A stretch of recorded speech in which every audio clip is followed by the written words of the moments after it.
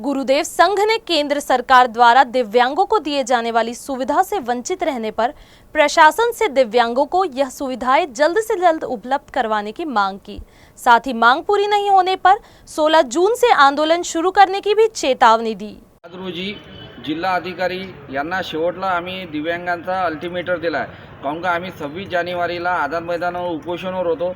आम्हाला लेखी स्वरूपात त्यांनी संपूर्ण दिव्यांगाचे प्रश्न सोडवतो म्हणे असे खोटे आश्वासन दिले होते नगर प्रशासनाने, परंतु अद्यापही दिव्यांगाचे घरकुल मिळाले नाही। रमाई आवाज योजनेचे घर नाही मिळाले, प्रधानमंत्री आवाज योजनेचे घरकुल नाही मिळाले आणि जो 275 रुपये जो निराधार जो नगर परिषदेतून मिळते त्यामध्ये गोटेमाटी काढण्याची वेळ आहे। किमान त्यांना 1000 रुपये मानधन मिळाले पाहिजे आणि जे दिव्यांगांना मोफत पास, रेल्वेची पास व दिव्यांगाच्या विविध समस्या आता ते 50,000 ते 5 लाख रुपयाच्या लोनच्या केसेस तशाच पेंडिंग आहे। या त्वरित मंजुरात करण्यात यावे। वसंतराव शासकीय रुग्णालयात सुविधाचा अभाव, अशा अनेक समस्यावर जिल्हाधिकारी यांच्या निर्देशात आणूनही जिल्हा अधिकारी यांच्याकडून न्याय भेटत नाही आहे। त्यामुळे जिल्हा अधिकारी यांना शेवटलं एक आम्ही पत्र दिलं आहे।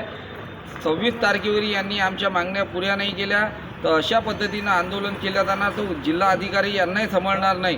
म्हणून का आम्ही अनेक वर्षापासून जिल्हा अधिकाऱ्यांना विनंती करत आहोत, साहेब जे आमच्या दिव्यांगाच्या विविध समस्या, जे दिव्यांगाचं दुःख आहे ते दिव्यांगालाच मालूम आहे। अनेक वेळा जिल्हा अधिकाऱ्याच्या निर्देशात आणूनही जिल्हा अधिकारी चालढकल करत आहे।